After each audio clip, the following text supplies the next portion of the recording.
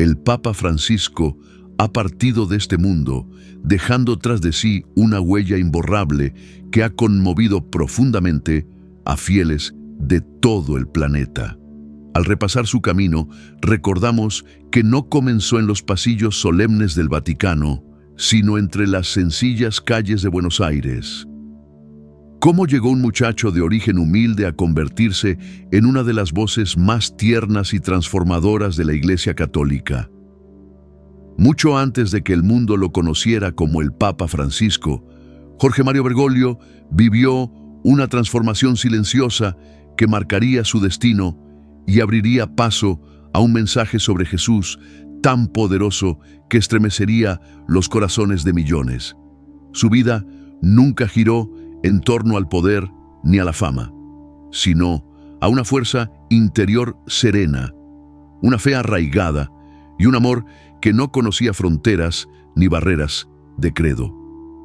Antes de adentrarnos en la revelación profunda sobre Cristo que iluminó sus últimos años, detengámonos a recorrer la vida de este hombre de Dios, una trayectoria marcada por la fe, la humildad y la compasión, como un tributo a quien con su partida ha tocado las almas de tantos. Nacido el 17 de diciembre de 1936, Jorge fue el mayor de 5 hermanos.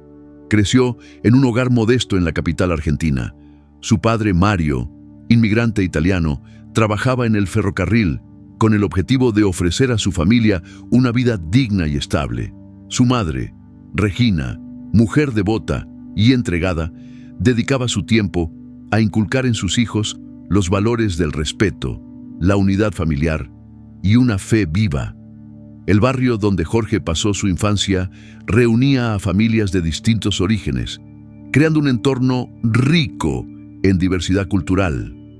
Esa convivencia tan presente en su niñez le ofreció una mirada distinta sobre el mundo, una mirada de empatía y apertura que jamás lo abandonaría. Aunque su familia vivía profundamente la fe católica, fue precisamente ese entorno diverso el que sembró en él una compasión duradera. Esos primeros años, junto con la educación que recibió de los salesianos, se convirtieron en el terreno fértil donde germinaría su vocación religiosa. Jorge Mario Bergoglio era un niño curioso.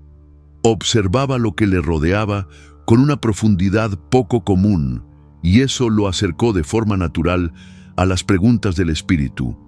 Sus padres, al notarlo, decidieron inscribirlo en una escuela católica del barrio, reconocida por su formación moral y espiritual.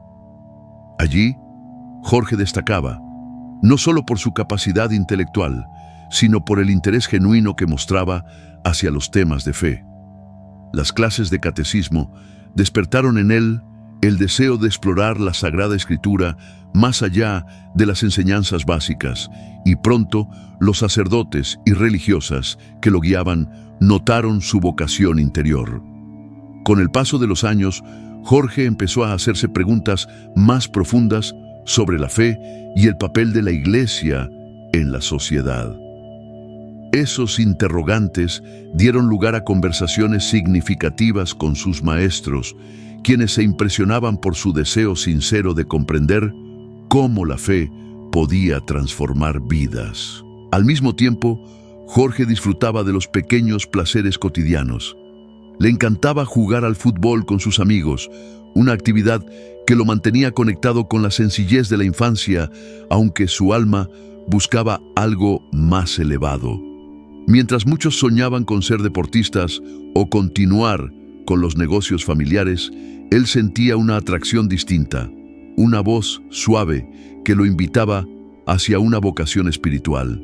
Con el tiempo, esa voz lo conduciría a una comprensión inesperada sobre Jesús, capaz de sacudir certezas arraigadas y de invitar a una reflexión profunda entre los creyentes. Durante su adolescencia, Jorge se fue adentrando cada vez más en la vida espiritual, no por obligación, sino por un anhelo auténtico de encontrar algo superior. pasaba más tiempo en oración silenciosa y frecuentaba la iglesia con regularidad. Sus amigos comenzaron a notar el cambio. Mientras muchos se distraían con las inquietudes propias de la juventud, él parecía estar preparándose para algo que aún no comprendía del todo. Así comenzó el viaje espiritual de Jorge Mario Bergoglio, un camino extraordinario. Desde joven, mostró una sensibilidad espiritual genuina, aunque no exenta de desafíos. En más de una ocasión, se debatió con su fe mientras caminaba en soledad, meditando sobre las injusticias y contradicciones que lo rodeaban, la pobreza en su entorno, los conflictos políticos que sacudían a la Argentina. Se preguntaba, si Dios es amor, ¿por qué existe tanto dolor? Esos cuestionamientos lo empujaron a una lucha interna profunda, en tensión entre la fe y la duda, entre los ideales del Evangelio y las duras realidades del mundo en que vivía. A pesar de las inquietudes que lo rodeaban, Jorge sostenía con firmeza la convicción de que el amor al prójimo debía ser la base de cualquier camino que eligiera recorrer. Fue en ese periodo cuando un suceso marcó un antes y un después en su vida. A los 21 años, padeció una grave infección pulmonar que lo llevó a someterse a una cirugía de urgencia, durante la cual perdió parte de uno de sus pulmones. Esta delicada situación de salud lo obligó a un extenso proceso de recuperación, en el cual reflexionó profundamente sobre la fragilidad de la existencia y el sentido que ésta encierra. En medio de esa vulnerabilidad, Jorge comenzó a percibir con mayor nitidez su llamado al servicio de Dios. Aunque no tomó la decisión de inmediato, aquel episodio fue crucial para que comprendiera que su destino estaba estrechamente unido a la iglesia. Al finalizar sus estudios académicos, decidió ingresar al seminario, una elección que, aunque recibió el respaldo de su familia, en especial de su padre, no estuvo exenta de dudas, particularmente por parte de su madre, quien anhelaba verlo formar un hogar. Sin embargo, Jorge siguió adelante con firmeza y se inscribió en el Seminario de Buenos Aires, donde dedicó 3 años a formarse en teología, filosofía y pastoral. En 1958 ingresó a la Compañía de Jesús, la Orden de los Jesuitas, donde asumió los votos de pobreza, castidad y obediencia, pilares esenciales del carisma jesuítico. Su formación con los jesuitas fue rigurosa, centrada no solo en el estudio teológico, sino también en el compromiso con el servicio comunitario. Durante esos años, meditó con profundidad pasajes bíblicos como Mateo 25, 35, 36, que resaltan la importancia de asistir a los más necesitados, lo cual forjó su visión del servicio y la misión pastoral.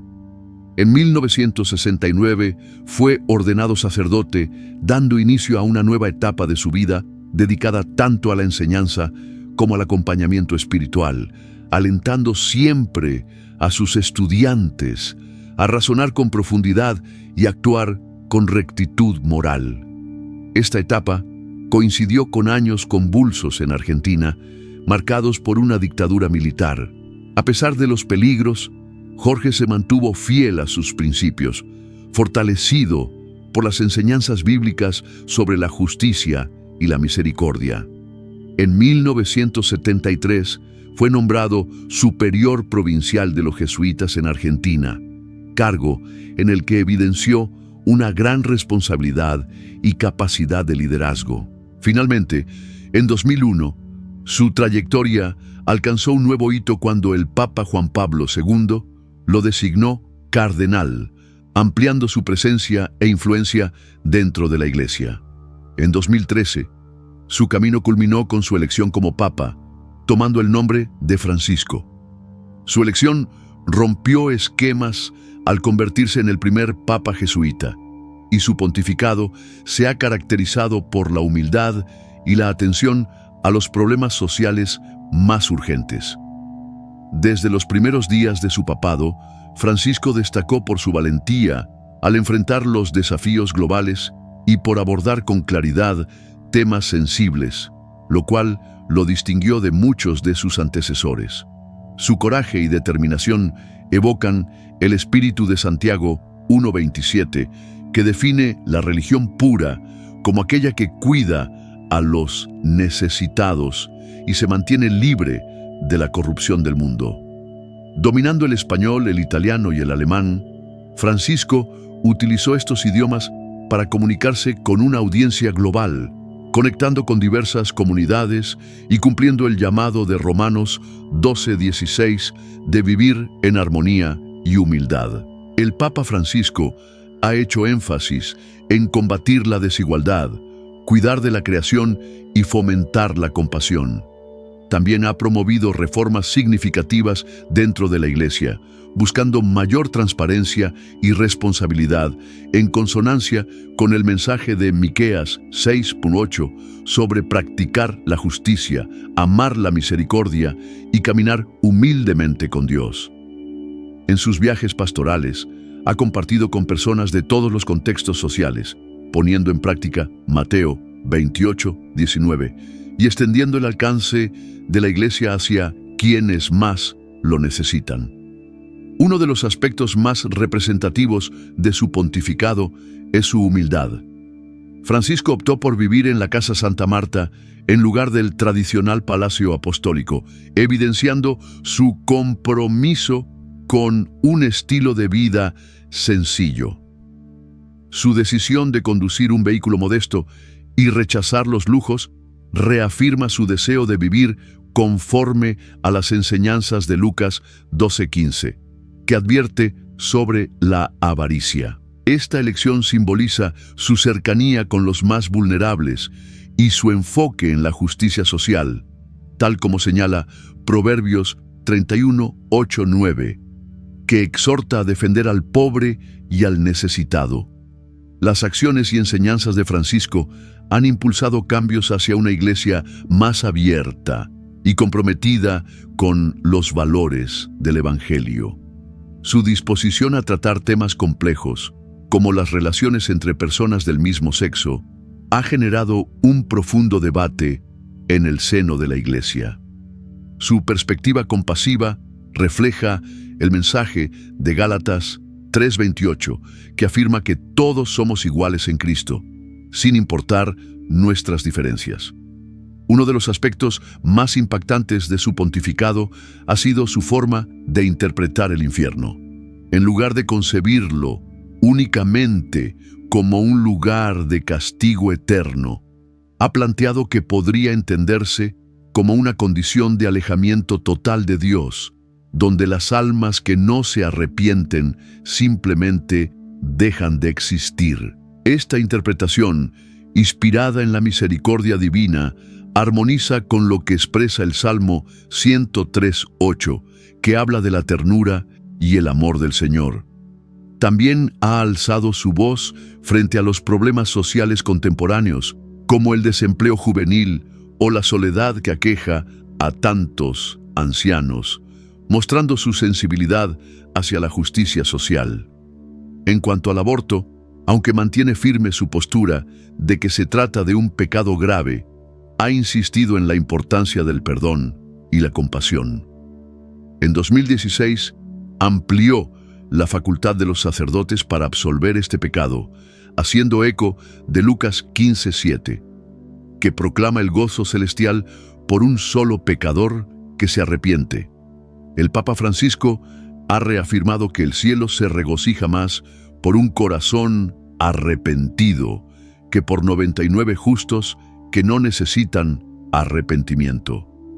Su postura firme contra la pena de muerte también es destacable. Ha declarado que es moralmente inadmisible bajo cualquier circunstancia, reafirmando su convicción sobre la santidad de la vida humana, tal como lo expresa el Génesis 1:27, recordándonos que Dios creó al ser humano a su imagen, hombre y mujer. Tal vez una de sus afirmaciones más debatidas ha sido su manera de presentar a Jesús. El Papa ha promovido una visión más concreta de la vida y misión de Cristo, subrayando su entrega a los pobres y marginados.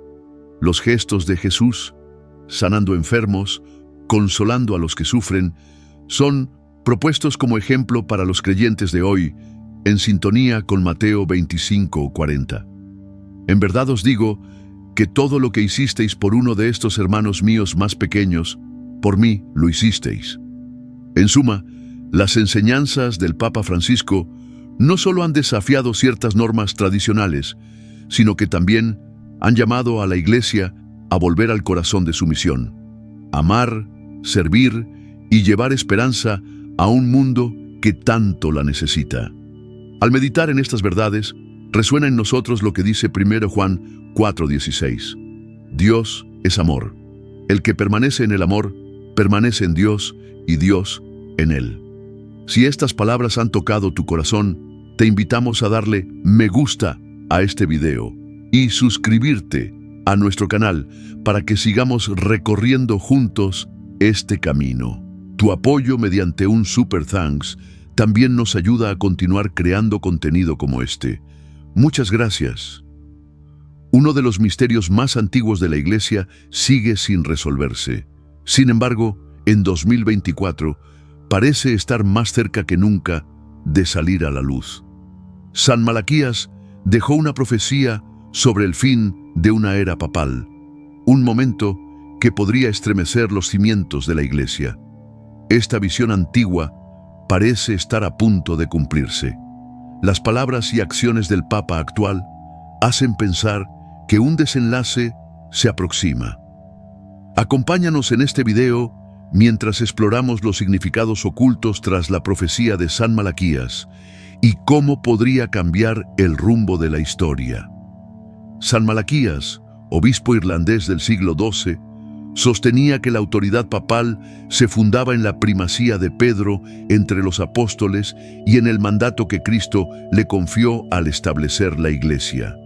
Esta autoridad, conocida como la Majestad de Pedro, ha sido el pilar del papado durante generaciones. Aunque el papel del Papa ha cambiado con el tiempo, sigue siendo el vicario de Cristo, con autoridad suprema en materia de fe y moral, y custodio de la unidad eclesial.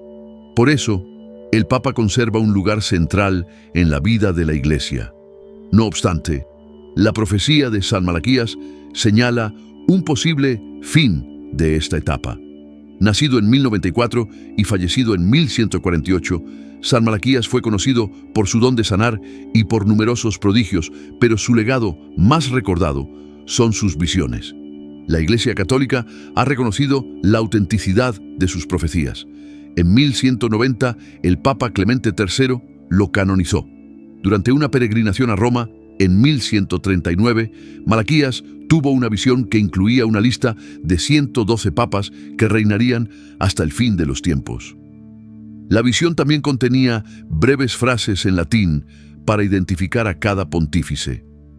Este manuscrito fue entregado al Papa de entonces, pero permaneció guardado durante siglos en los archivos eclesiásticos. Cuando finalmente se dio a conocer la profecía, los líderes de la Iglesia notaron coincidencias notables entre sus descripciones y los pontífices del pasado.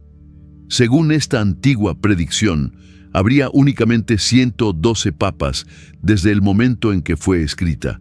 Quizás te preguntes en qué etapa del papado nos encontramos actualmente. No hace falta que cuentes. Te lo diré con claridad. Ya han pasado 111. Ahora bien, esto es lo que afirma la profecía respecto al último papa, Gloria Olivi, es decir, la gloria del olivo. El Papa Benedicto XVI, elegido el 20 de abril de 2005, fue considerado por muchos como ese último pontífice. El propio Benedicto reconoció que su tiempo como papa probablemente sería breve, debido a su edad avanzada y salud frágil. Una vez más, la profecía de San Malaquías parecía reflejar lo que sucedía en la realidad. Pero, ¿qué se dice sobre el Papa final? Según San Malaquías, este último líder de la Iglesia gobernaría durante una época de grandes persecuciones. La Santa Sede estaría en manos de alguien llamado Pedro el Romano, quien guiaría a su rebaño en medio de muchas dificultades. En ese tiempo, la ciudad de las 7 colinas sería destruida y un juez supremo juzgaría a su pueblo. La mención a la ciudad de las 7 colinas se interpreta ampliamente como una referencia a Roma, evocando la descripción del Apocalipsis sobre Babilonia asentada sobre 7 montes. Estos detalles inquietantes de tribulación, juicio y devastación han llevado a muchos a pensar que la profecía alude al fin de los tiempos. Si San Malaquías tenía razón, podríamos estar más cerca de ese momento de lo que imaginamos. El título de Pedro el Romano es atribuido por varios al Papa Francisco. Aunque no tiene un vínculo directo con Roma más allá de ser católico romano, existe una conexión en el nombre que eligió. El padre de San Francisco de Asís, por quien el Papa actual lleva su nombre, se llamaba Pietro. Francisco es el Papa actual, pero no ha manifestado ninguno de los comportamientos temidos que algunos asocian con esta figura profetizada. No obstante, la profecía advierte que Satanás podría engañarlo algún día, aunque ese momento quizás aún no haya llegado. La destrucción de la ciudad de las 7 colinas, según la profecía, se ha vinculado a pasajes similares en las Sagradas Escrituras. Las interpretaciones varían notablemente. Algunos abrazan la profecía, mientras que otros la observan con escepticismo. Si Francisco es en verdad el último papa, sigue siendo una cuestión abierta que despierta dudas y debates. Solo el tiempo revelará la verdad. El 12 de marzo de 2013, los cardenales se reunieron dentro del Vaticano y cerraron las puertas del cónclave. Nadie sabía cuánto duraría el proceso. Esa misma tarde realizaron la primera votación, pero el humo negro que salió de la chimenea de la Capilla Sixtina anunció que no se había elegido papa. En la mañana del 13 de marzo se hicieron 2 votaciones más, y nuevamente el humo negro indicó que no había decisión. Esa tarde se programaron 2 rondas adicionales. En el interior de la Capilla Sixtina, el secreto era absoluto. Al caer la tarde, aún no se veía humo, ni blanco ni negro. Comenzaron a circular rumores de que ya se había elegido a un nuevo pontífice. Finalmente, apareció el humo blanco sobre la capilla y poco después resonó el anuncio: Habemus Papam. Francisco se convirtió en el primer papa no europeo y el primero perteneciente a la orden jesuita. Desde los inicios de su sacerdocio, Jorge Mario Bergoglio fue conocido por llevar una vida de servicio y sencillez. Su tiempo como arzobispo de Buenos Aires se caracterizó por una profunda cercanía con los más pobres. Rechazó vivir en la residencia episcopal de lujo y prefirió un modesto apartamento, utilizando transporte público en lugar de vehículos oficiales. Al convertirse en papa, eligió alojarse en la casa de huéspedes Santa Marta en lugar de los apartamentos papales que se usaban desde 1903.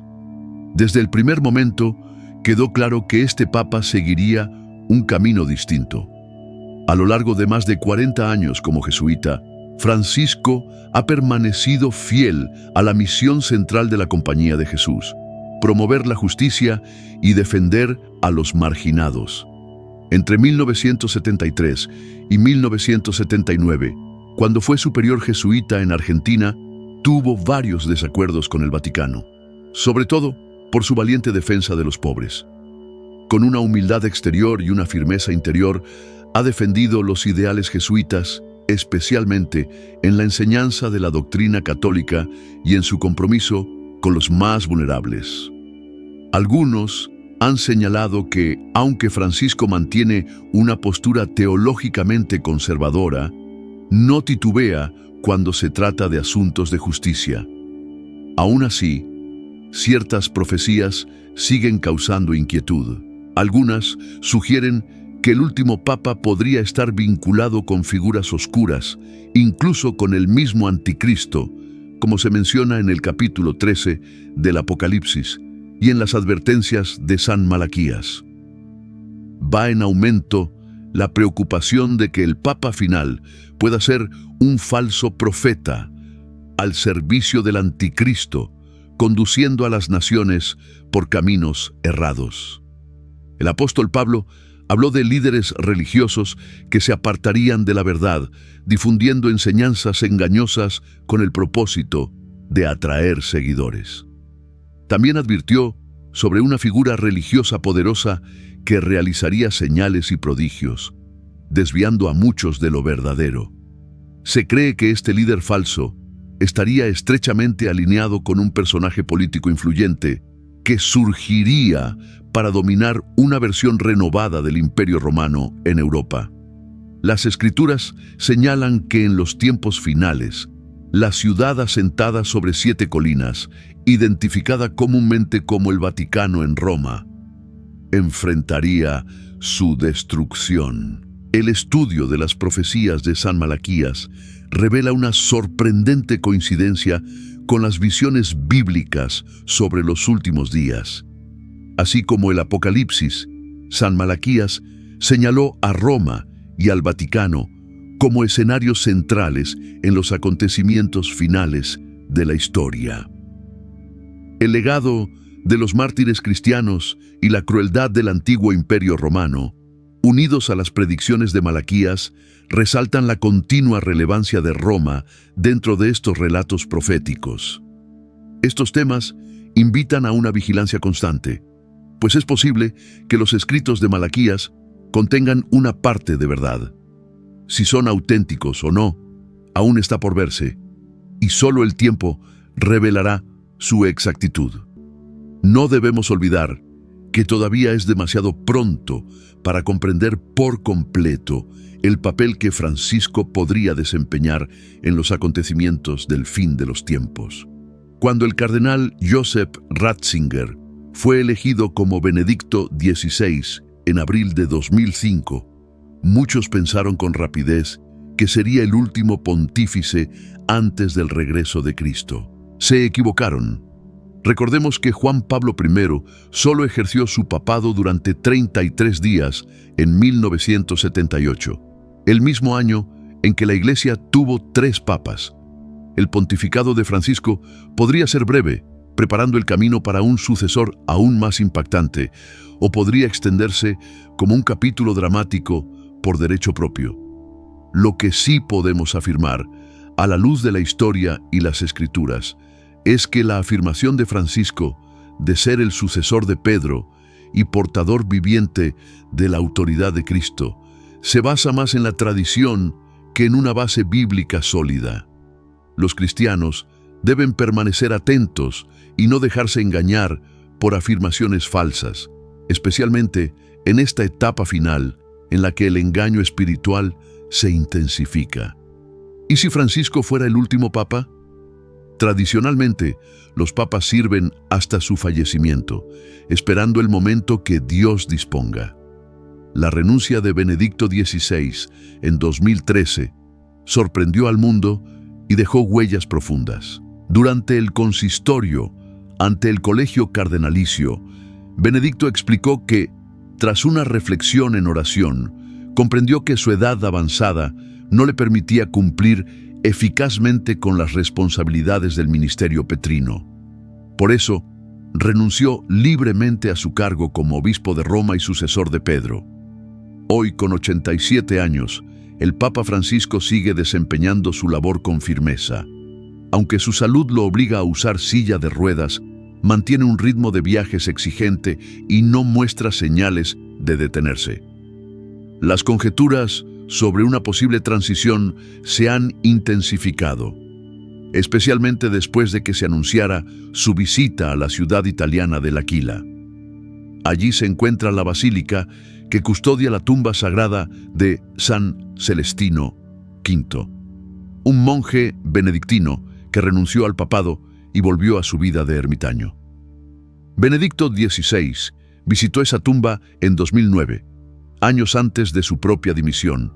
Ahora Francisco ha hecho lo mismo, avivando nuevamente las especulaciones. Si Francisco llegara a ser el último pontífice, la Iglesia tendría que afrontar preguntas profundas sobre las razones de una renuncia que podría reflejar la de Benedicto. Pero hay algo que permanece firme. La sucesión apostólica se sostiene sobre un fundamento sólido. Fue el mismo Jesús quien designó a Pedro como el primer papa, y la palabra griega, Petros, que significa roca, simboliza la fortaleza sobre la que Cristo prometió edificar su iglesia. En 2014, regresando de Corea del Sur, Francisco insinuó que su papado podría ser corto, aunque el porvenir nunca puede predecirse con certeza. Es fundamental recordar que sin el Papa, la Iglesia correría el riesgo de caer en confusión, como un niño que queda sin padres. Jesús tuvo muchos discípulos, pero escogió a 12 para una misión apostólica especial, y entre ellos elevó a Pedro, Santiago y Juan como sus más cercanos. Pedro fue seleccionado como la piedra sobre la cual Cristo establecería su iglesia. Aunque los papas, como todos los hombres, son imperfectos, poseen una autoridad otorgada por Dios para guiar a la iglesia. Cristo conocía las debilidades de Pedro, pero aún así lo eligió para ese papel crucial. A pesar de la fragilidad humana, las verdades y mandamientos de Dios no se alteran. Te daré las llaves del reino de los cielos. Todo lo que ates en la tierra quedará atado en el cielo, y todo lo que desates en la tierra quedará desatado en el cielo. Ese momento en que Jesús cambia el nombre de Simón por el de Pedro tiene una profundidad significativa. ¿Por qué es tan importante? Porque el cambio de nombre representa una transformación profunda en la identidad de una persona. En el Antiguo Testamento, tanto Dios como Abraham fueron comparados con una roca. Sin embargo, solo a Pedro lo llama Cristo directamente la roca. Esto no quiere decir que Pedro haya alcanzado la divinidad, sino que recibió una misión divina muy especial. Jesús promete edificar su iglesia sobre esta roca. Aunque el mensaje parece evidente, hay quienes interpretan que la primera mención de roca se refiere a Pedro y la segunda a Cristo mismo. Jesús afirma que las puertas del infierno no prevalecerán contra la iglesia. Esta promesa no implica que la iglesia esté exenta de pruebas o escándalos. Contrario a lo que algunos podrían pensar, este mensaje no es una advertencia que inspira temor, sino una promesa firme. Aunque se pierdan batallas individuales, la iglesia permanecerá firme. Es Cristo mismo quien nos da esa certeza. Las llaves que Jesús entregó a Pedro no eran solo para abrir las puertas, sino también para custodiar lo sagrado. Estas llaves simbolizan autoridad, como en Isaías 22, donde el mayordomo recibe las llaves para gobernar al pueblo de Dios. Lo que Jesús instauró no fue una ruptura, sino una continuación profundamente conectada con la herencia espiritual del pasado. En Lucas 10:16, Jesús declara: «Quien los escucha a ustedes, a mí me escucha. Quien los rechaza a ustedes, a mí me rechaza. Y quien me rechaza a mí, rechaza al que me envió». Jesús confió a Pedro el poder de atar y desatar, señalando la responsabilidad sagrada de perdonar y confesar los pecados. Reflexionemos, ¿cómo sabrían Pedro o los sacerdotes qué pecados perdonar o retener si primero no los hubieran escuchado?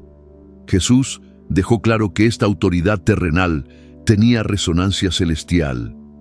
Desde el martirio de Pedro, la Iglesia ha conservado una línea apostólica ininterrumpida. Aunque en ciertos periodos de la historia más de una persona haya reclamado el papado, Siempre ha habido uno solo legítimo, elegido bajo la providencia divina. Al elegir un nuevo papa, muchos afirman que es Dios quien lo ha escogido, guiado por el Espíritu Santo. Esta forma de expresarse ayuda a fomentar la confianza, pero es importante comprender que el Espíritu Santo no anula la libertad del ser humano. Entonces, ¿qué queremos decir cuando decimos que un papa es elegido por Dios? Significa que dentro de su providencia, Dios permite que los acontecimientos se desarrollen. En ese sentido, la elección se inscribe en su voluntad más amplia. No obstante, esto no significa que Dios apruebe cada resultado. Dios puede permitir el pecado, pero eso no quiere decir que lo bendiga. Aunque respeta la libertad humana, siempre ofrece dirección y fortaleza. Jesús prometió que el Espíritu Santo guiaría a la Iglesia hacia toda la verdad, y esa promesa permanece vigente. Dios ha asegurado su guía a todo corazón que lo busque con sinceridad. Y sin embargo, a medida que sus fuerzas se iban apagando y el final de su camino terrenal se acercaba, el Papa Francisco volvió su mirada a Cristo, ya no como teólogo o pontífice, sino como un hombre que se preparaba para encontrarse con su Señor. Fue en aquellos momentos callados e íntimos, cuando compartió una profecía profunda sobre Jesús, una revelación que resonaría más allá de su último aliento. En sus últimos días, mientras su voz se volvía más tenue y su respiración más pausada, el Papa Francisco pasaba largos momentos contemplando por la ventana en profundo silencio. Quienes lo acompañaban sentían que ya no hablaba solo con los presentes, sino con algo mucho más allá. En esos instantes, su alma se abrió para entregar una visión final, nacida no del temor ni del dogma, sino de una fe inquebrantable en Cristo, el que sostiene todas las cosas. Desde la quietud de su espíritu, ofreció un testimonio. Él creía, como enseña la Escritura, que los caminos de Dios no son los nuestros. Su grandeza no puede ser medida. Sus pensamientos superan los nuestros, y sus designios no siempre los comprendemos. ¿Quién eres tú, oh hombre, para responder a Dios?, susurró en una ocasión, recordando el libro de Romanos. El Salmo 103:19 había sido siempre un pilar en su corazón. El Señor estableció en los cielos su trono y su reino domina sobre todos. Para Francisco, esto significaba exactamente lo que afirmaba, que Dios reina sobre todo, sin excepción. Desde el más diminuto átomo hasta la nación más poderosa, nada escapa a su soberanía. A menudo meditaba en Mateo 25:32, que anuncia un día venidero en que todas las naciones comparecerán ante el Hijo del Hombre, y Él las separará como el pastor aparta las ovejas de los cabritos. Ese día, Francisco confiaba, estaría bajo el absoluto dominio de Dios. Hallaba consuelo en las palabras de Efesios 1:11. Según el propósito de aquel que hace todas las cosas conforme al designio de su voluntad. Para él, esto significaba que nada toma a Dios por sorpresa. Todo lo que vemos, oímos o tememos está bajo su control. Él gobierna la naturaleza. Francisco rechazaba la idea de un Dios que creó el mundo y luego se desentendió.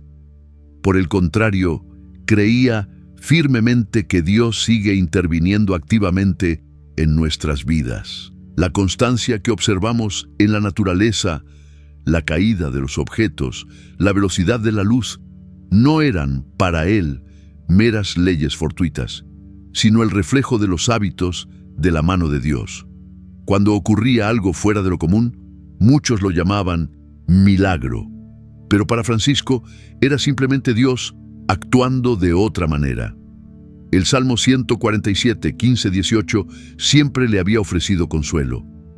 Él envía su palabra a la tierra, su palabra corre velozmente, da la nieve como lana, esparce la escarcha como ceniza, lanza su hielo como pedazos.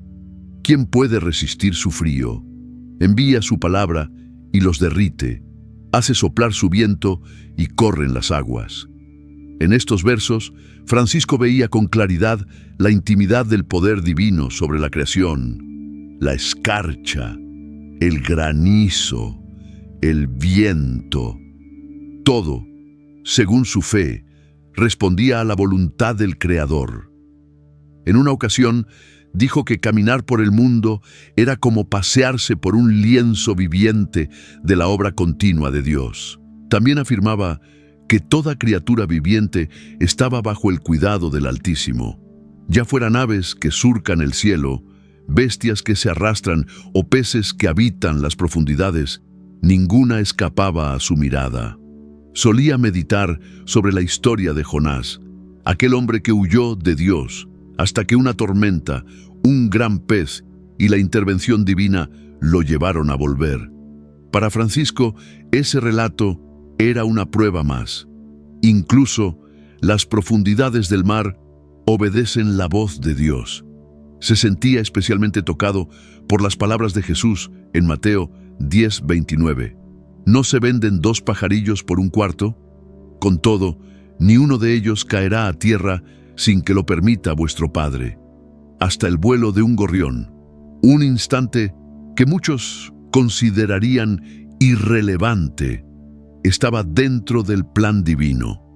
Para el Papa Francisco, esto no era una mera doctrina, era una certeza que le brindaba serenidad mientras su cuerpo se debilitaba. Repetía con frecuencia que no solo Dios gobierna sobre la naturaleza y las criaturas, sino que también tiene autoridad sobre cada detalle de nuestras vidas. Esa convicción se convirtió en su última profecía, no nacida del temor, sino de la paz de saber que Jesús, el Hijo, ya reina sobre todo lo que está por venir. En los silencios de sus últimos días, mientras su cuerpo se hacía frágil, pero su espíritu permanecía anclado en la esperanza eterna, Francisco meditaba sobre una verdad que lo había sostenido en cada prueba y en cada incertidumbre. Dios sigue siendo soberano, incluso en medio del sufrimiento. Con frecuencia se detenía a pensar en la vida de José, aquel joven que fue vendido por sus hermanos, movidos por los celos, creyendo que así terminaban su historia. Sin embargo, el Señor, con infinita sabiduría, transformó esa traición en el inicio de una salvación. Vosotros pensasteis mal contra mí, dijo José, mas Dios lo encaminó a bien para hacer lo que vemos hoy, para mantener en vida a mucho pueblo. Génesis 50:20. Francisco conservaba ese versículo como un tesoro. Sabía muy bien que, incluso cuando las intenciones humanas se oscurecen, Dios puede y suele usarlas para cumplir su propósito de redención. Siempre había sostenido que nada escapa al alcance de la providencia divina. La traición que llevó a José a Egipto fue la misma que más tarde permitió salvar a su familia del hambre. Al acercarse el final de su camino en esta tierra, el Papa Francisco sentía que esos relatos antiguos cobraban un nuevo sentido. Ya no eran simples narraciones del pasado, eran experiencias vivas. El mal existe. Las personas pueden actuar con malicia, pero la autoridad de Dios permanece firme. Ni los peores propósitos del ser humano, ni las artimañas del enemigo pueden interrumpir los designios del Señor.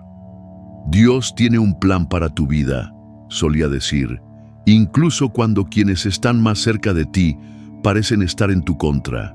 Creía de corazón que lo que a nuestros ojos parece retraso o desastre, muchas veces son los mismos instrumentos que Dios emplea para traer liberación.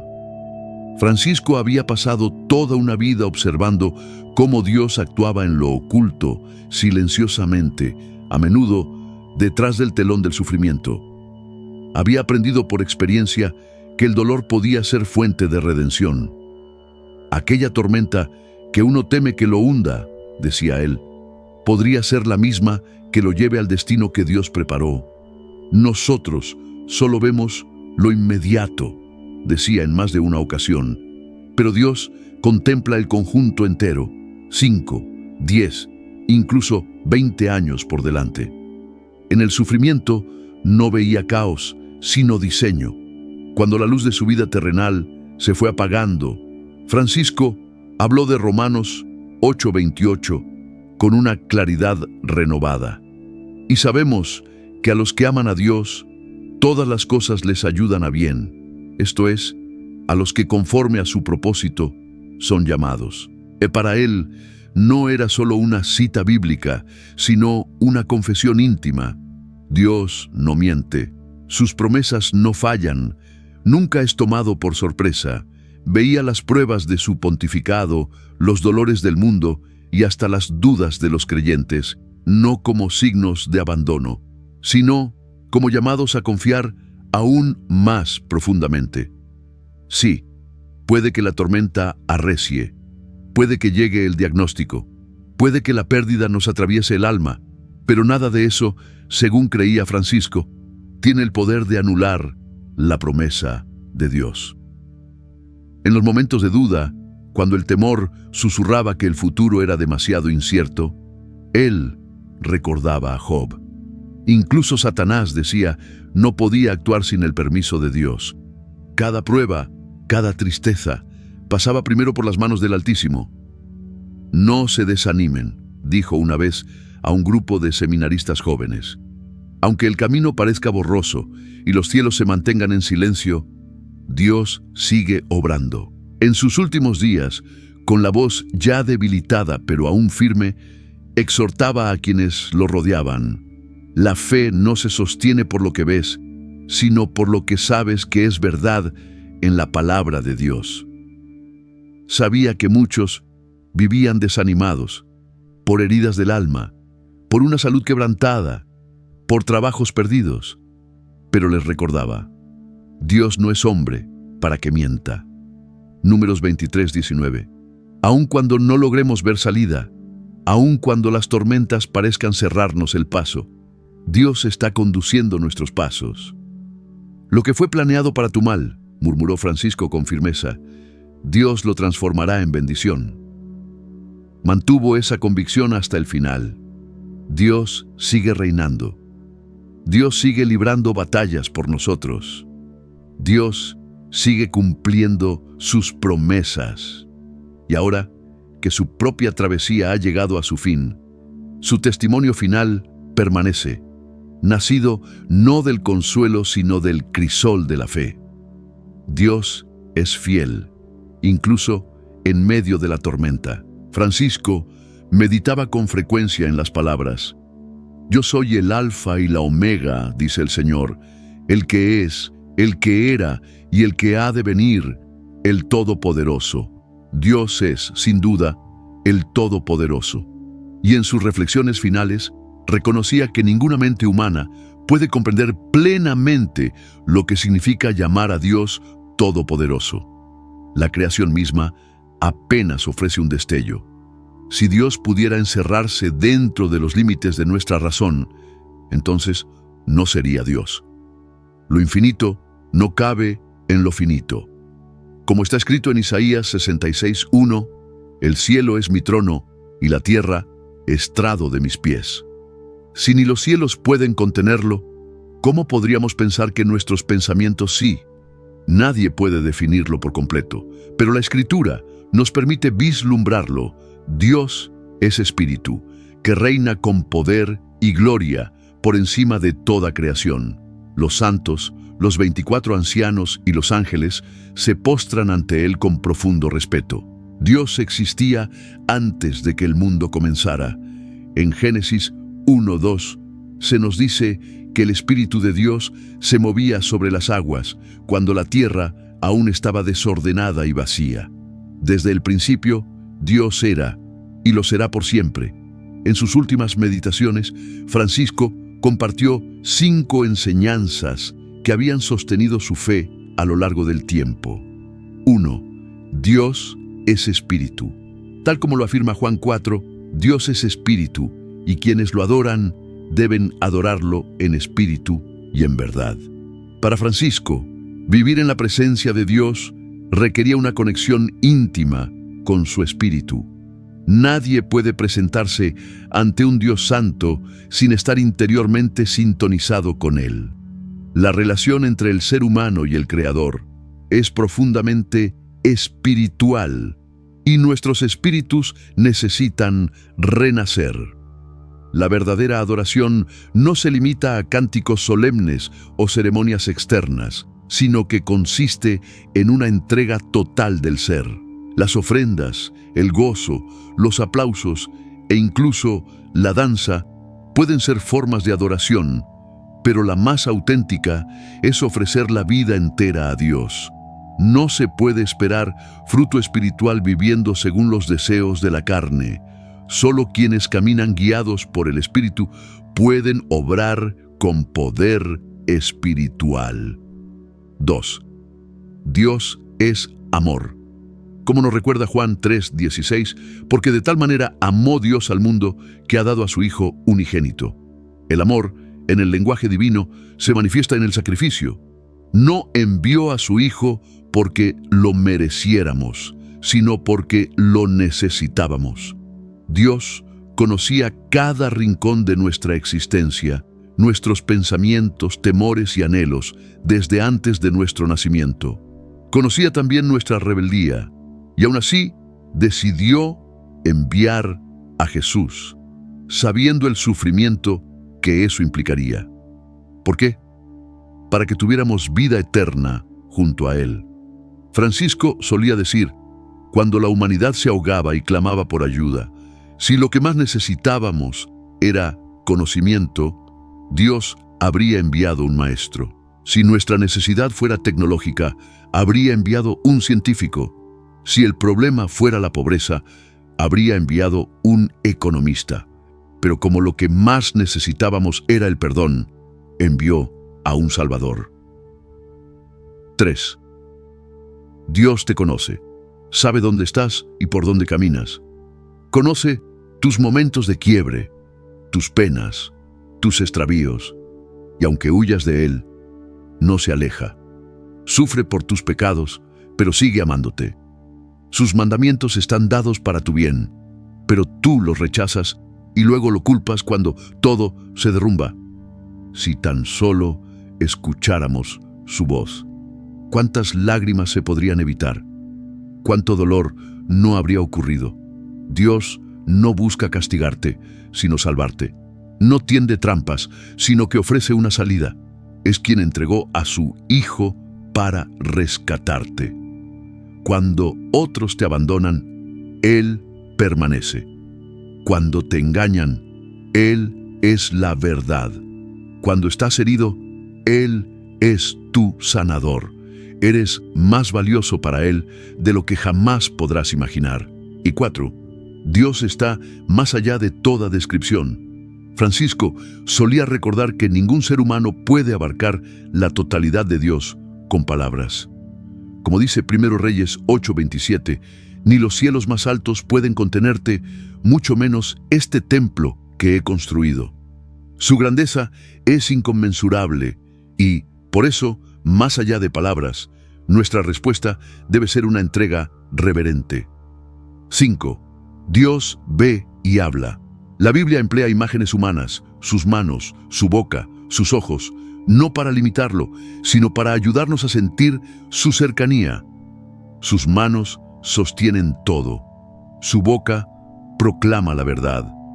Sus ojos lo ven todo, en todo momento y lugar. Al prepararse para encontrarse con su Creador, estas verdades se convirtieron en el último mensaje de Francisco al mundo. No como una lección teológica, sino como una invitación a volver al núcleo del Evangelio.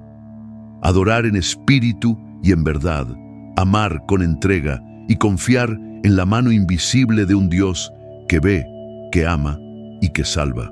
En los silenciosos instantes de sus últimos días, cuando el peso de los años se hacía sentir con más fuerza y la frontera entre el tiempo y la eternidad se volvía tenue, el Papa Francisco volvía una y otra vez a la única verdad que lo había sostenido a lo largo de toda su vida: el misterio de Dios. Ya no hablaba como un maestro al mundo, sino como un siervo que se preparaba para encontrarse con su Señor.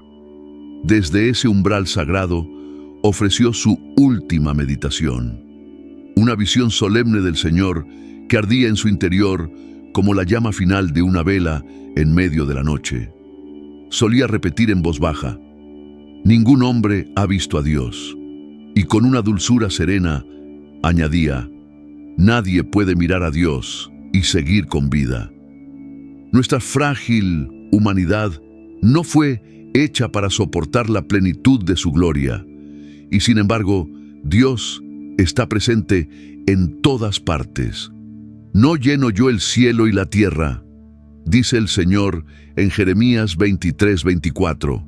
Francisco había comprendido desde hacía mucho que la presencia divina envuelve toda la creación, que su santidad está más allá de nuestro entendimiento. La santidad, tantas veces proclamada en la Escritura, es el único camino para contemplarlo de verdad. Solo quienes tienen un corazón puro y sincero pueden acercarse. Los ojos de Dios no pueden posarse sobre la iniquidad, reflexionaba. Según él, esa era la razón por la cual tantas oraciones quedaban sin respuesta. El pecado levanta una barrera. Incluso ahora, Dios sigue llamándonos a la pureza del corazón si deseamos entrar en su presencia. La santidad continúa siendo el sendero más seguro hacia el cielo. Le dolía ver cuántas almas estaban atrapadas en los engaños del mal. El Salmo 24, 3, 4 resonaba constantemente en su mente. ¿Quién subirá al monte del Señor? ¿Quién permanecerá en su lugar santo? El de manos limpias y corazón puro, que no confía en ídolos ni jura por dioses falsos. La majestad de Dios, su soberanía, no puede ser medida. No hay poder, ni terrenal ni espiritual, que pueda compararse. Números 23:19 lo afirma. Dios no es hombre, no se debilita, ni su poder falla jamás. No está sujeto a nadie, y nada le falta. Él es el Todopoderoso, ante quien los demonios tiemblan y huyen. En sus manos reposa el mundo, y su nombre es glorificado entre las naciones. No como un dogma, sino como una verdad vivida, proclamaba que el Espíritu de Dios no es lejano, es cercano, se puede conocer. Ha tenido amigos, Abraham, Moisés y otros más, y aún hoy llama a la amistad. Ábrele tu corazón y será tu amigo. Obedece sus caminos y caminará contigo. Confía plenamente en él y sentirás su cercanía. Solía repetir. Dios siempre ha deseado esa comunión con el ser humano. En Génesis 3:8, Adán y Eva oyeron al Señor caminando por el jardín en la brisa del atardecer. Él quería estar con ellos hasta que el pecado rompió esa cercanía. El pecado separó al hombre de Dios y volvió su presencia aparentemente inalcanzable. Pero Dios no se rindió. Desde los primeros tiempos, siguió extendiendo su mano hasta que vino Cristo. Y cada vez que Dios se manifestaba, el asombro era inevitable. Cuando se reveló a Abraham, fue como un horno humeante que flotaba en el aire. Génesis 15, 17, 18. El calor, el fuego, la gloria sobrenatural aterraban incluso a los fieles. Cuando Moisés se encontró con Dios, fue en una zarza que ardía sin consumirse. Éxodo 3:2 nos dice: el ángel del Señor se le apareció en una llama de fuego en medio de una zarza. Moisés vio que, aunque la zarza ardía, no se consumía. Aquel instante lo llenó de un temor reverente. Cuando pidió ver la gloria de Dios, el Señor le respondió, según Éxodo 33, 18, 23.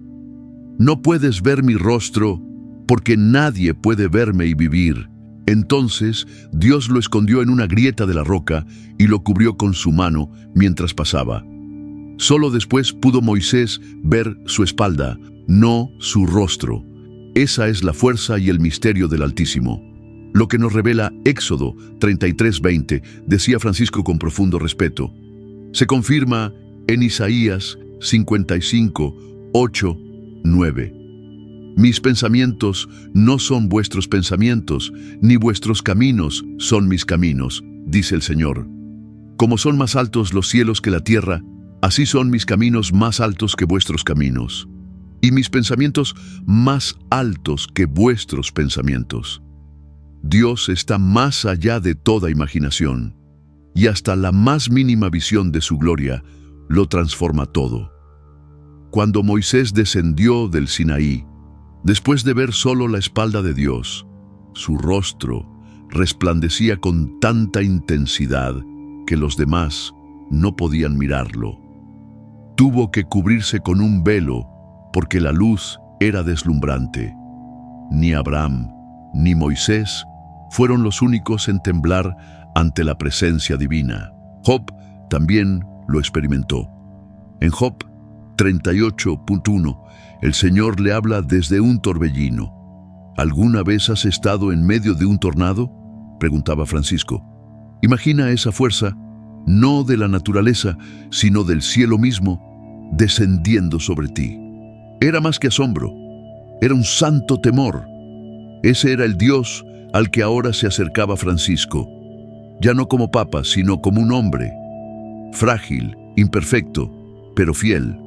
Y con sus últimos alientos no testificó sobre doctrinas ni instituciones, sino sobre un Dios cuyo poder es inmenso, cuyo amor no tiene fin y cuya presencia, aun siendo sobrecogedora, sigue siendo una invitación a la pureza, al respeto sagrado y sobre todo a la amistad.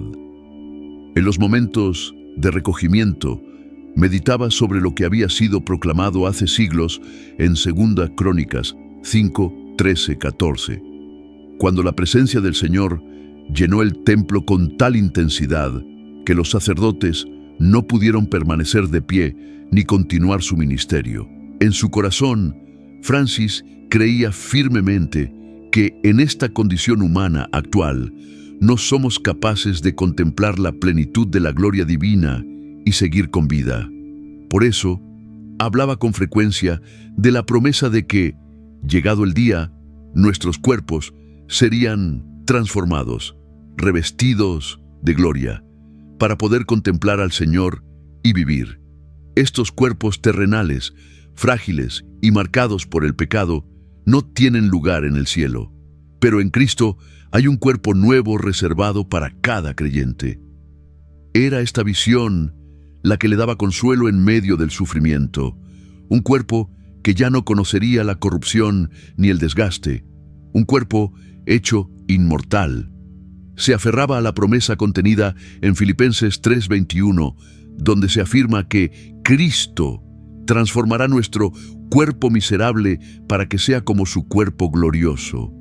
En el instante del arrebatamiento, Francis creía, nuestra naturaleza pecaminosa sería absorbida por la luz resplandeciente de Dios, permitiéndonos estar en su presencia con paz. Nuestro ser natural no podría resistir semejante encuentro, y por eso, en su infinita compasión, el Señor nos prepara para aquel día con cuerpos eternos, puros y reflejo de Cristo mismo. A veces pensaba en voz alta, ¿cómo sería si nuestros cuerpos nunca envejecieran, sin confusión, sin olvido, sin pérdida de fuerza o energía? Estaba convencido de que ese día llegaría. No habrá ángeles tomándote la presión arterial en el cielo, decía con una sonrisa, recordando la esperanza expresada en 2 Corintios 5:1. Sabemos que si esta tienda terrenal en que vivimos se deshace, tenemos de Dios un edificio, una casa eterna en el cielo, no construida por manos humanas. Francis comprendía esta realidad profundamente. Para él, el gemido del cuerpo no era señal de desesperanza, sino un anhelo ardiente por el momento en que lo mortal sería revestido de vida. No deseamos ser despojados, solía decir, sino ser revestidos con lo que es eterno. Esta morada celestial, nuestro cuerpo glorificado, es parte del diseño divino para quienes confían en él. Volvía una y otra vez a las palabras de 1 Corintios 15, 51, 52, llevándolas en lo más profundo del alma. He aquí, os digo un misterio, no todos dormiremos, pero todos seremos transformados en un instante, en un abrir y cerrar de ojos, al sonar la última trompeta. Porque sonará la trompeta, y los muertos resucitarán incorruptibles, y nosotros seremos transformados. Creía con convicción que llegaría el día en que lo corruptible sería revestido de incorrupción, y lo mortal de inmortalidad. Y cuando eso sucediera, se escucharía el grito de triunfo: «Sorbida es la muerte en victoria. ¿Dónde está, oh muerte, tu aguijón? ¿Dónde, sepulcro, tu victoria?» En esos momentos de contemplación, Francis recordaba cómo Dios habló a Moisés y le pidió que escribiera un libro. Se maravillaba ante el hecho de que la Biblia, a pesar de siglos de ataques, había perdurado. Las naciones se han levantado contra este libro, decía, pero todas han caído. La Biblia permanece en hogares de todo el mundo. Para él, la Escritura no era solo texto, sino la voz de Dios hablándole al alma cansada. Era lámpara para los que caminan en tinieblas, descanso para el agobiado, dirección para el que se siente perdido, un susurro de gozo para el desanimado, un ancla firme en las tormentas de la vida. Para quien se siente solo, mostraba a un Dios más cercano que un hermano. En sus reflexiones finales, hablaba a menudo de la visión de Isaías. El año en que murió el rey Usías, vi al Señor sentado en un trono alto y sublime, y el borde de su manto llenaba el templo. Esa imagen lo acompañó siempre. Isaías 6:1 no era simplemente un versículo, sino una ventana abierta a lo eterno. También recordaba Apocalipsis 4:3, donde Juan describe el trono de Dios resplandeciendo como jaspe y cornalina, rodeado por un arco iris semejante a una esmeralda. O Éxodo 24:17, cuando la gloria del Señor se manifestó como fuego devorador sobre la cima del monte. Cuando Dios se reveló a Israel, lo hizo con estruendo, toques de trompeta y humo, tan imponente que el pueblo tembló y se mantuvo a distancia, tal como lo relata Éxodo 20, 18, 19. Vieron los relámpagos, escucharon los truenos y sintieron temor. Pero Francis ya no sentía miedo. En sus últimos días no temblaba. Esperaba con serenidad el momento en que su cuerpo sería transformado y pudiera contemplar al Señor, no con temor, sino con alegría.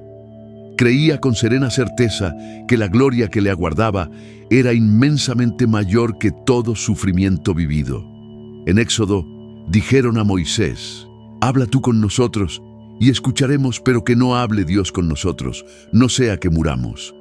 Recordaba cómo Isaías, en el capítulo 6, versículo 1, vio al Señor en su trono, alto y elevado. Y en esos versículos, Francis hallaba un atisbo del Salvador al que estaba por encontrarse cara a cara. Lo que más le impactó de Isaías, decía, no fue la gloria del cielo ni las huestes celestiales, sino aquel que estaba sentado en el trono. No era una sucesión de imágenes, ni una visión desplegada por etapas.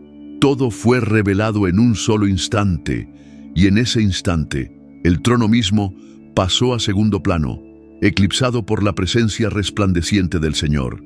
Todo lo demás quedó reducido a nada.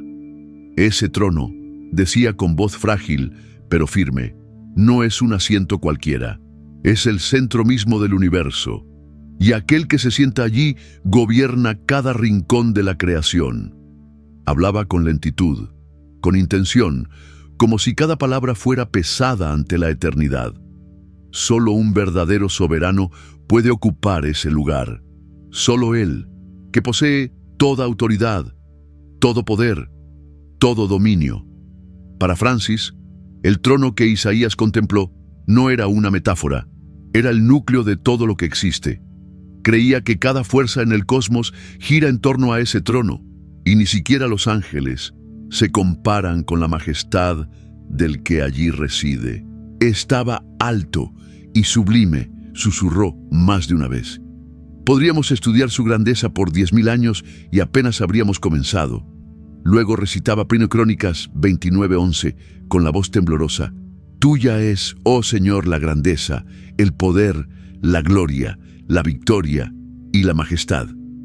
Todo cuanto hay en los cielos y en la tierra es tuyo. Para Francis, esto no era una idea teológica lejana, era verdadero. Él había contemplado la mano de Dios tanto en la tempestad como en el silencio, en batallas que no tenía fuerza para librar, pero que sin saber cómo salía victorioso. Hasta los relámpagos le obedecen, decía en una ocasión. La lluvia cae o cesa según su mandato. Él es el Rey de Reyes, el Señor de Señores, el verdadero soberano de todo. Sin embargo, lo que más engrandecía a Dios a sus ojos no era solo su poder, sino su cercanía en nuestras luchas cotidianas. Somos sus hijos, decía Francisco, y la prueba de su grandeza se manifiesta en nuestra vida diaria, al despertar, al respirar, al sobrevivir aquello que debió habernos destruido.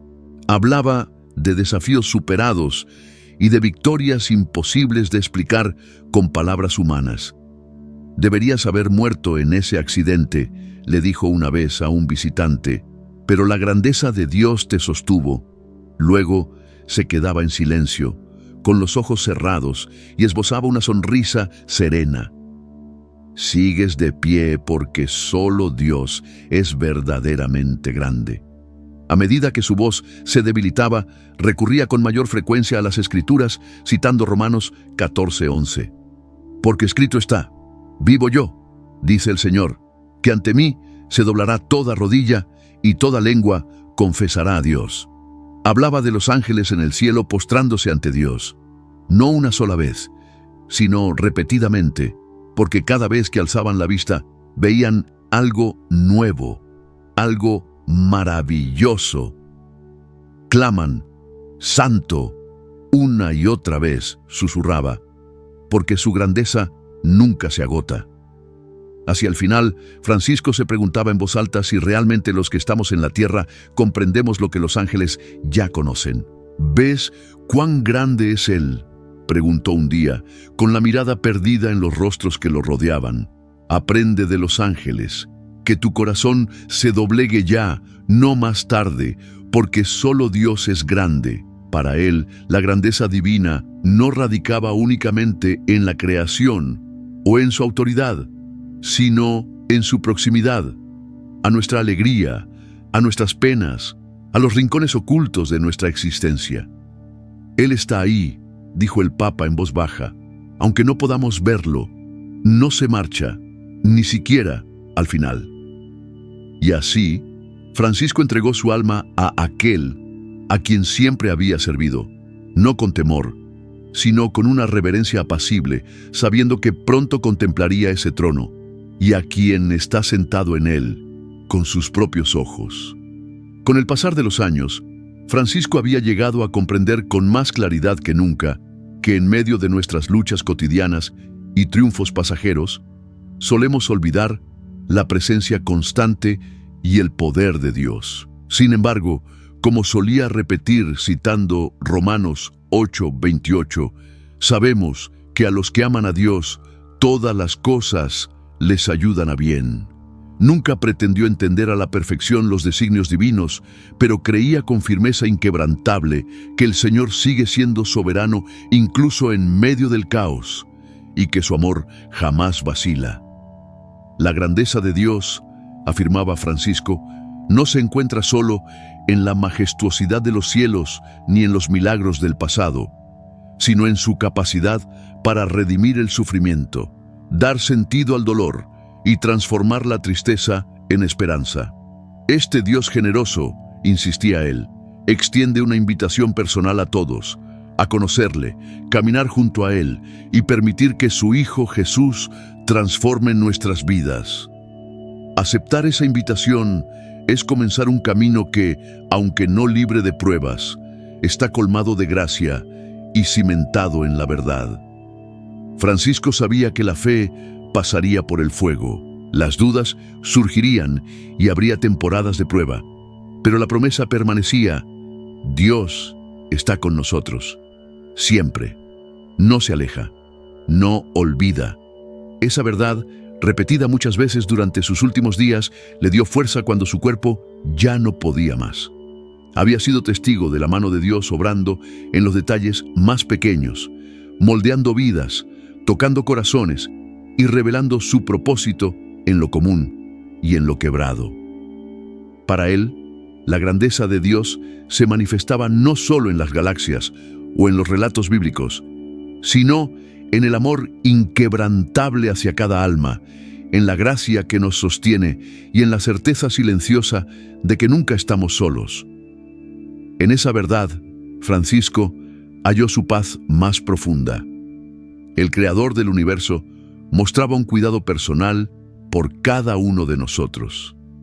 Al acercarse al final de su viaje terrenal, se aferraba a esa certeza con una paz que sobrepasa todo entendimiento, una paz que solo se encuentra cuando se conoce verdaderamente la grandeza de Dios. En estos días de recogimiento tras el fallecimiento del Papa Francisco, el mundo entero parece detenerse en silencio reverente. Las campanas de Roma repican con un tono más suave, y los corazones en todos los continentes se inclinan en duelo, no solo por un líder, sino por un padre, un pastor, un amigo. Jorge Mario Bergoglio jamás buscó tronos ni honores. Su anhelo era caminar humildemente con su Dios, acercarse a los olvidados, tocar las heridas con misericordia y recordar a cada alma que era profundamente amada. Su vida fue una homilía viviente, una que hablaba más alto que cualquier sermón, una que llamaba a la iglesia a levantarse, a lavar los pies, a escuchar con el corazón, a servir. Llevaba la sotana blanca no como un símbolo de poder, sino como una carga sagrada, un manto de responsabilidad. Cada vez que cruzaba los pasillos humildes de las villas en Buenos Aires, cada vez que estrechaba entre sus brazos a un refugiado o alzaba la voz por quienes no podían hablar, daba vida al Evangelio. Mientras muchos guardaban silencio, él alzaba la voz. Cuando el mundo se volvía frío e indiferente, él respondía con el lenguaje ardiente de la compasión. Abrió de par en par las puertas de la iglesia para que incluso quienes habían olvidado a Dios pudieran escuchar aún el susurro que llama: vuelve a casa. Nos enseñó que la santidad no es la ausencia de errores, sino la presencia viva, que a Cristo se le encuentra tanto en una catedral como en una celda, en un hospital, en un refugio o en cualquier calle transitada. Caminaba entre los pobres, no como visitante, sino como uno más entre ellos. Confrontó a los poderosos no con altivez, sino con la urgencia de la justicia. Llamó a la iglesia no a buscar comodidad, sino a abrazar la valentía, a salir al mundo no como institución que anhela ser aceptada, sino como madre que ofrece cobijo. En sus últimos días, cargó su cruz con una serenidad silenciosa. La silla de ruedas no apagó su fervor. La fragilidad de su cuerpo jamás venció la firmeza de su espíritu. Desde su lecho brotaban reflexiones llenas de paz, y en uno de sus últimos alientos habló de Jesús, no con palabras de teólogo, sino con la ternura de quien ha caminado junto a él toda una vida. Dijo que incluso cuando sentimos que el mundo se aleja, Cristo permanece cerca, que el Redentor herido camina al lado de cada corazón roto, que la Iglesia debe recordar siempre su esencia, el cuerpo de Cristo, entregado por amor, desgarrado para la salvación del mundo. Hoy ha regresado a la casa del Padre. Su aliento se ha apagado, pero su testimonio permanece. Las calles de Roma guardan la memoria de sus pasos. Los pobres atesoran aún el calor de su abrazo. Los creyentes llevan grabado en el alma el eco de su voz. Y el cielo, creemos con esperanza, ha recibido a un siervo que se entregó sin reservas. Bien, siervo bueno y fiel, habrá dicho el Señor al abrirle las puertas de la eternidad. Honremos, entonces, a este servidor de Dios no solo con palabras, sino con vidas que irradien la luz que Él llevó consigo. Oremos con gratitud por su alma, pidiendo al Señor que le conceda el descanso eterno y que lo acoja entre el gozo de los santos. Elevemos nuestras voces, no desde la tristeza, sino desde la fe, porque quienes mueren en el Señor viven para siempre. Que cada misa celebrada, cada rosario susurrado, cada vela encendida, sea un tributo de amor al hombre que nos enseñó que la misericordia es más poderosa que el juicio y que la Iglesia alcanza su grandeza cuando se arrodilla para servir. Oh Dios de infinita misericordia, recibe a tu siervo, el Papa Francisco, que los ángeles lo conduzcan al paraíso, que descanse donde los fatigados encuentran alivio, donde los fieles descubren alegría, donde el amor no tiene final. Concédenos que las semillas que sembró en nuestros corazones den fruto en nuestros hogares, en nuestras comunidades, en nuestro mundo. Y a ustedes, queridos amigos, que llevan su recuerdo en el alma, que su legado sea el llamado a obrar. Hablen con valentía, amen con profundidad, perdonen sin medida y caminen con humildad junto a su Dios. Compartan este video en homenaje a un hombre que dedicó su vida a tender puentes y sanar heridas. Dejen su oración en los comentarios, expresen su gratitud, sus memorias, sus pensamientos. Y si este mensaje tocó su corazón, los invitamos a suscribirse a nuestro canal para que juntos sigamos caminando en los pasos de este pastor humilde que guió con amor.